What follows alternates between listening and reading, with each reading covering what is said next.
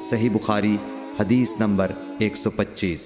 حضرت عبداللہ بن مسعود رضی اللہ تعالی عنہ کہتے ہیں کہ ایک مرتبہ میں رسول کریم صلی اللہ علیہ وسلم کے ساتھ مدینے کے کھنڈرات میں چل رہا تھا اور آپ کھجور کی چھڑی پر سہارا دے کر چل رہے تھے، تو کچھ یہودیوں کا ادھر سے گزر ہوا۔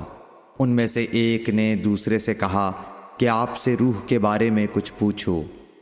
ان میں سے کسی نے کہا مت پوچھو، ایسا نہ ہو کہ وہ کوئی ایسی بات کہہ دیں جو تمہیں ناگوار ہو۔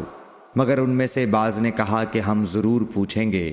پھر ایک شخص نے کھڑے ہو کر کہا اے ابو القاسم، روح کیا چیز ہے؟ آپ نے خاموشی اختیار فرمائی۔ میں نے دل میں کہا کہ آپ پر وحی آ رہی ہے، اس لیے میں کھڑا ہو گیا۔ جب آپ صلی اللہ علیہ وسلم سے وہ کیفیت دور ہو گئی تو آپ صلی اللہ علیہ وسلم نے قرآن کی یہ آیت جو اس وقت نازل ہوئی تھی تلاوت فرمائی۔